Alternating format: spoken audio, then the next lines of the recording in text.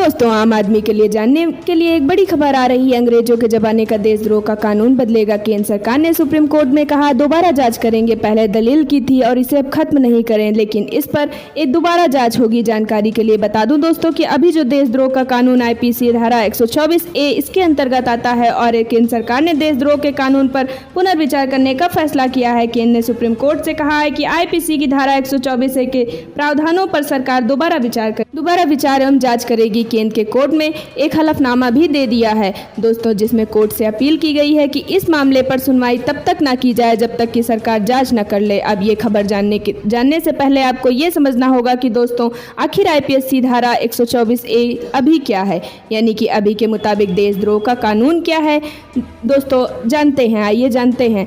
जो अंग्रेजों के ज़माने से चलता आ रहा है, जब ब्रिटिश सरकार भारत में थी तब से देशद्रोह का कानून यही है। आईपीसी की धारा 124A कहती है कि अगर कोई सरकार विरोधी बातें लिखता है या बोलता है या राष्ट्रीय चिन्हों का अपमान करने के साथ संविधान को भी नीचा दिखाने की कोशिश करता है तो उसे 3 साल से लेकर उम्र कैद तक की जेल की सजा हो सकती है। मतलब कि जैसा कि इस कानून के नाम से ही परिभाषित होता है कि देशद्रोह है, यानी कि देश के विरोधी आप कोई भी बात नहीं कर सकते हैं देश के विरोध में।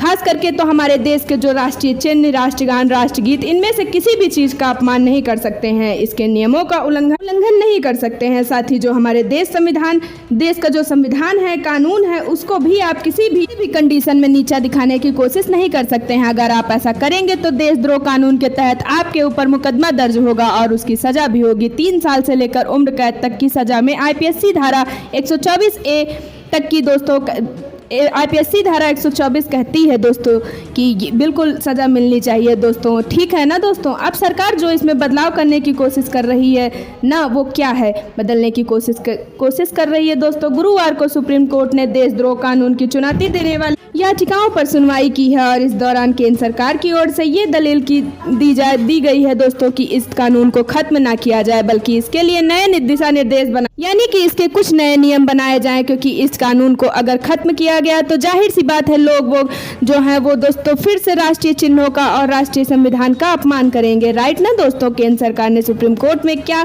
दलील की है, देखिए। यहाँ केंद्र सरकार ने सुप्रीम कोर्ट में हलफनामा दाखिल करके बताया है कि पुराने कानूनों की समीक्षा करना या उन्हें निरस्त करना एक सतत प्रक्रिया है। भारत सरकार 2014-15 के बीच अब तक के 1500 कानूनों को रद्द किया गया है। सरकारों पर देशद्रोह कानून के गलत इस्तेमाल के आरोप लगते आए हैं। मौजूदा दौर में इस कानून की जरूरत का मूल्यांकन करने का फैसला प्रधानमंत्री नरेंद्र मोदी ने निर्देश के बाद लिया गया है दोस्तों। प्रधानमंत्री ने लिया है। अच्छा, वही देखिए कपिल सिब्बल ने अंग्रेजों के जमाने का बताया देशद्रोह कानून। सुप्रीम कोर्ट ने एक आदेश में कहा है कि आईपीसी की धारा 124A की वैधता के खिलाफ कपिल सिब्बल, जो कि एक सीनियर वकील है, उनकी याचिकाकर्ता की ओर से पक्ष रखेंगे। सिब्बल ने कहा था कि इस कानून का उपयोग पत्रकारों और राजनेताओं के खिलाफ किया जाता है जिससे वह सरकार का विरोध ना कर सकें और ये अंग्रेजों के जमाने का कानून है, इसी के लिए इसे खत्म करना चाहिए। मतलब कि इस कानून को खत्म होने के बाद दोस्तों जहां एक तरफ पत्रकारों को टीवी न्यूज़ या न्यूज़ चैनलों को वगैरह बोलने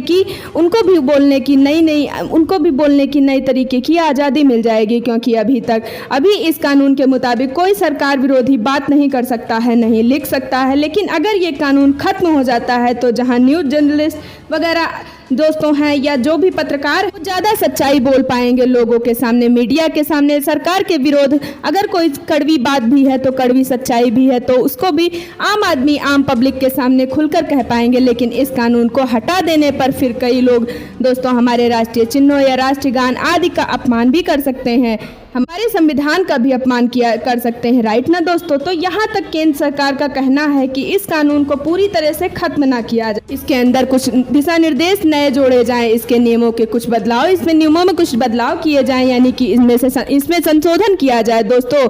आगे क्या केंद्र सरकार की तरफ से नया प्रावधान आएगा, जो भी खबर आएगी मैं आपको इसी channel TV99 HD news channel के माध्यम से आपको बताती रहूंगी। एक भारतीय नागरिक होने के नाते, एक आम आदमी या आम जनता नागरिक होने के नाते दोस्तों आपके लिए जानना जरूरी है, तो आप हमसे जुड़े रहिएगा दोस्तों।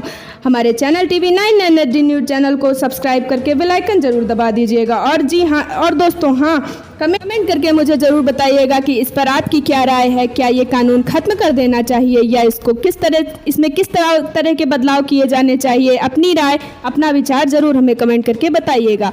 धन्यवाद। जय हिंद, जय भारत, वंदे मातरम।